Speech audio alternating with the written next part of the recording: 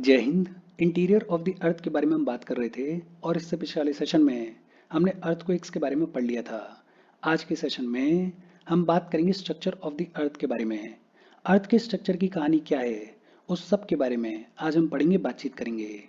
ये जो टेक्स्ट है, इस टेक्स्ट को हम बाद में पढ़ेंगे। पहले बेसिक तौर पर समझते हैं कि अर्थ का स्ट्रक्चर किस तरीके का दिखता है। देखो, जब बात होती है अर्थ के स्ट्रक्चर के बारे में, जब बात होती है अर्थ के इंटीरियर के बारे में, तो अर्थ के स्ट्रक्चर को तीन लेयर्स में डिवाइड करके देखा जाता है।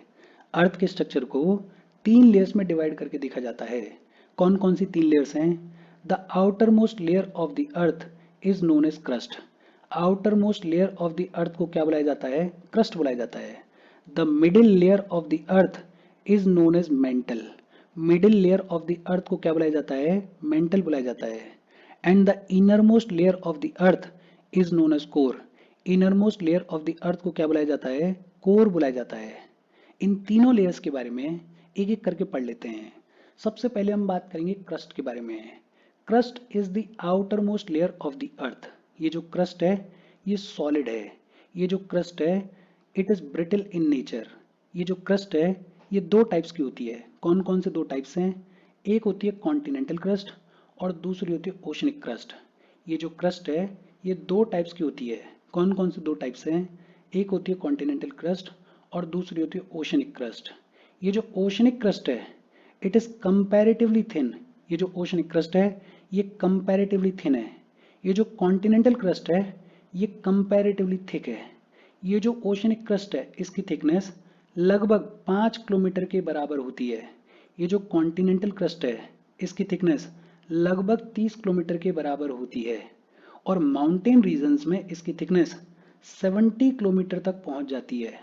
ये जो ओशनिक क्रस्ट है, ये डेंस होती है। ये जो कॉन्टिनेंटल क्रस्ट है, ये लाइट होती है।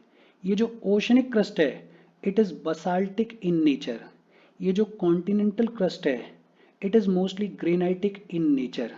ये बसाल्ट क्या होता है, ये ग्रेनाइट क्या होता है, इस सब के बारे में आगे चलते हम पढ़ेंगे। लेकिन फिलहाल के लिए oceanic crust is basaltic in nature and continental crust is mostly granitic in nature. ये जो oceanic crust है, ये बेसिक होती है। ये जो continental crust है, ये एसिडिक होती है। ये जो oceanic crust है, it can sink into the mantle। ये mantle में sink कर सकती है। लेकिन ये जो continental crust है, ये buoyant होती है। it cannot sink into the mantle। बहुत simple. Crust is the outermost layer of the अर्थ। ये जो क्रस्ट है, ये सॉलिड होती है। ये जो क्रस्ट है, it is brittle in nature. ये जो क्रस्ट है, ये दो टाइप की होती है। कौन कौन से दो टाइप्स? एक कॉन्टिनेंटल क्रस्ट और दूसरी ओशनिक क्रस्ट। ये जो ओशनिक क्रस्ट है, इसकी थिकनेस लगभग 5 किलोमीटर के बराबर होती है। ये जो कॉन्टिनेंटल क्रस्ट है, इसकी थिकनेस लगभग 30 किलोमीटर के बराबर होती है। ये जो ओशनिक क्रस्ट है, ये डेंस होती है। ये जो कॉन्टिनेंटल क्रस्ट है, ये लाइट होती है। ये जो ओशनिक क्रस्ट है, it is basaltic in nature. ये जो कॉन्टिनेंटल क्रस्ट है, it is mostly granitic in nature. ये जो ओशनिक क्रस्ट है, ये बेसिक होती है। ये जो कॉन्टिनेंटल क्रस्ट है, ये एसिडिक होती है। ये जो ओशनिक क्रस्ट है, it can sink into the mantle. लेकिन ये जो कॉन्टिनेंटल क्रस्ट है, ये बुएंट होती है। It can not sink into the mantle. बहुत सिंपल सी बातचीत है। फिर इसके बाद middle layer of the earth, और middle layer of the earth को क्या बुलाया जाता है?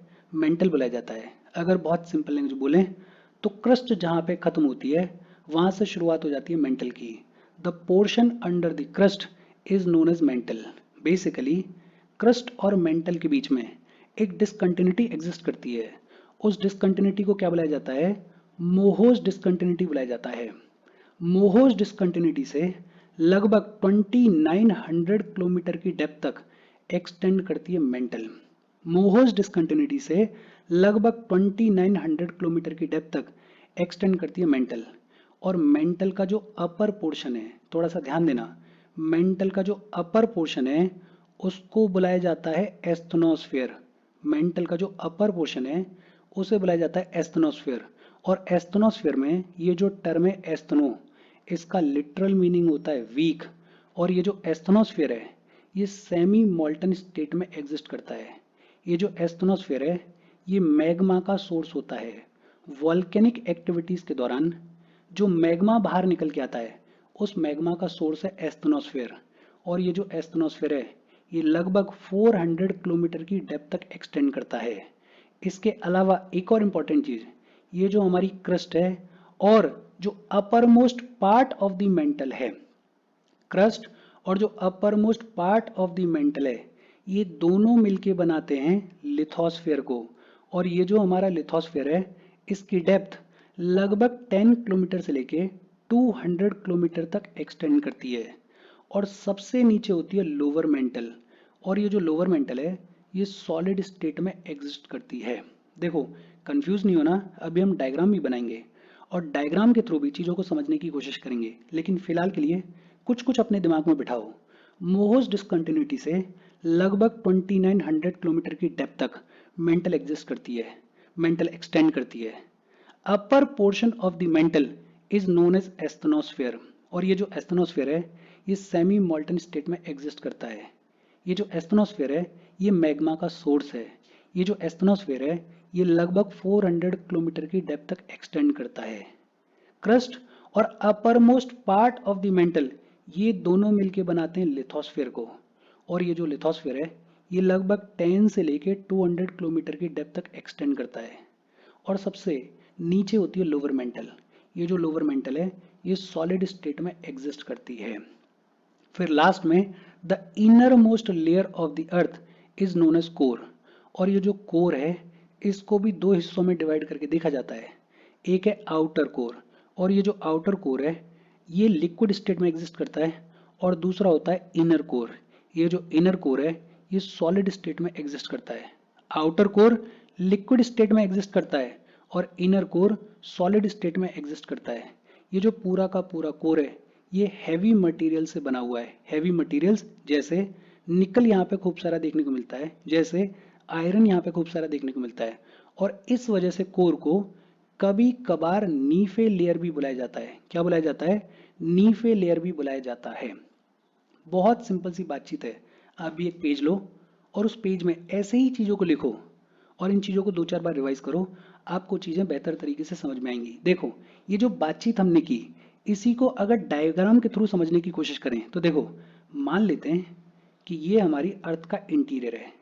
ये हमारी अर्थ का इंटीरियर है। मेरी ड्राइंग बहुत अच्छी नहीं है तो थोड़ा सा काम चला लेना। ये हमारी अर्थ का इंटीरियर है।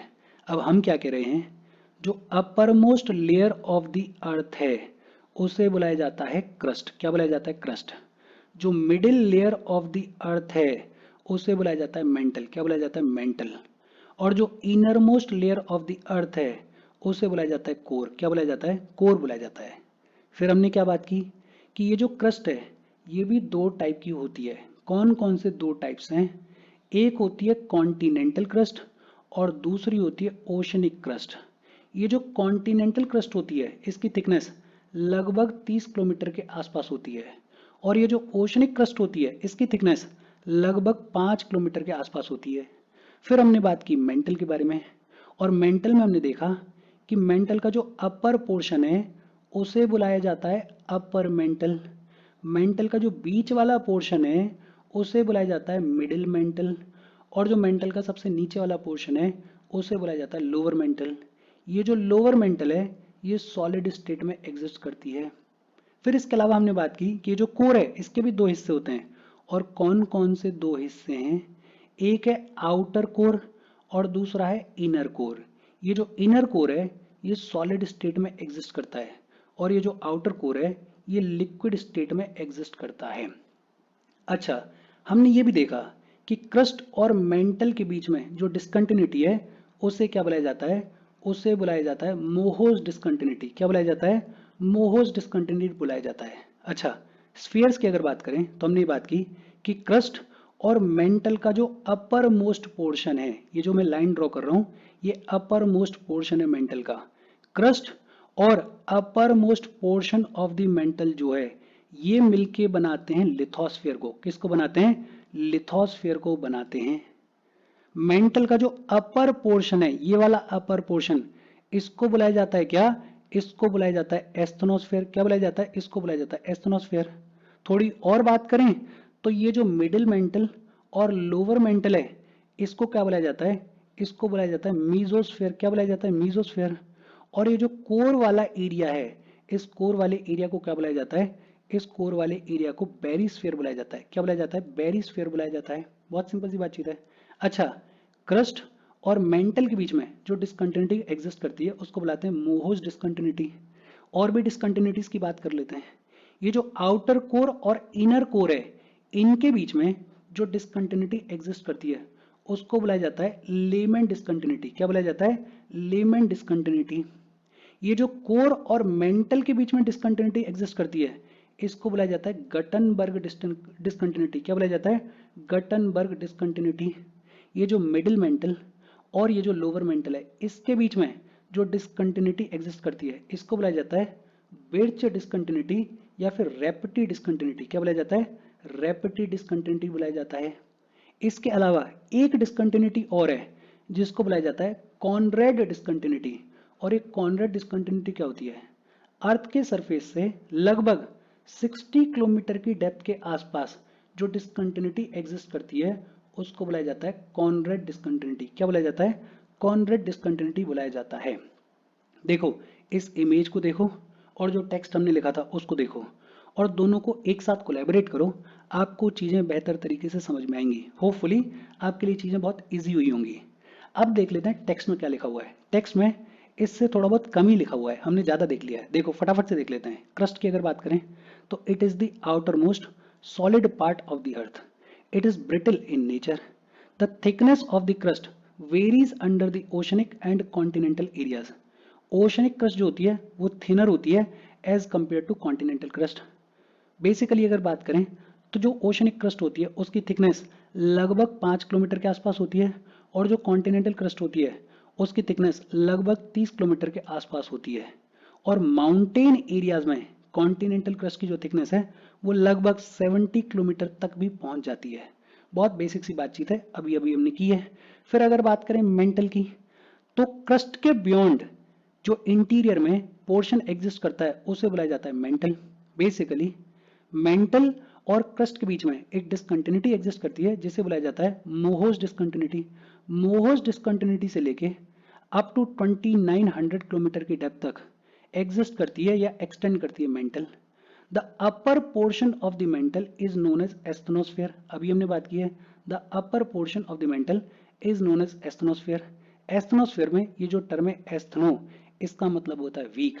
और ये जो एस्थनोस्फेयर है ये लगभग 400 किलोमीटर की डेप्थ तक एक्सटेंड करता है। ये जो एस्थनोस्फेयर है it is the main source of magma. Volcanic activities के दौरान जो मैग्मा बाहर आता है उसका सोर्स है asthenosphere. Crust and the uppermost part of the mantle forms the lithosphere. इसके बारे में भी अभी हमने बात की है। और ये जो लिथोस्फेयर है ये लगभग 10 से 200 किलोमीटर की डेप्थ तक एक्सटेंड करता है। और जो लोअर मेंटल का पार्ट होता है वो सॉलिड स्टेट में एग्जिस्ट करता है। फिर जो इनर मोस्ट लेयर है उसको बुलाया जाता है core. Core is the innermost layer.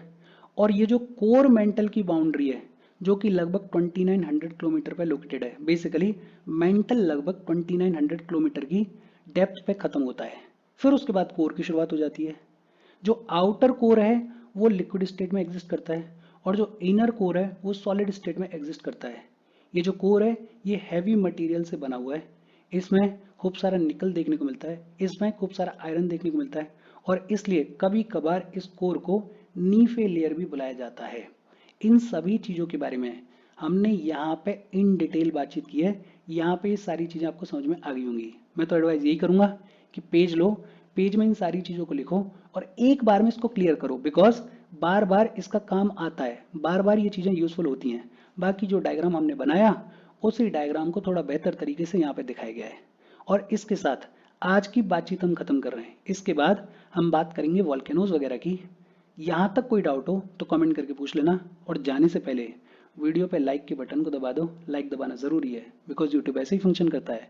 जब आप वीडियो पे लाइक के बटन को दबाते हो तो यूट्यूब वीडियो को कंसिडर करता है और थोड़ा सा पुश कर देता है। तो लाइक का बटन दबा दो, शेयर कर दो अपने सोशल मीडिया हैंडल्स पे, व्हाट्सएप वगैरह पे अपने फ्रेंड्स को, जो भी लोग इसमें इंटरेस्टेड हैं, इससे रिलेटेड पढ़ाई कर रहे हैं उनको शेयर कर दो।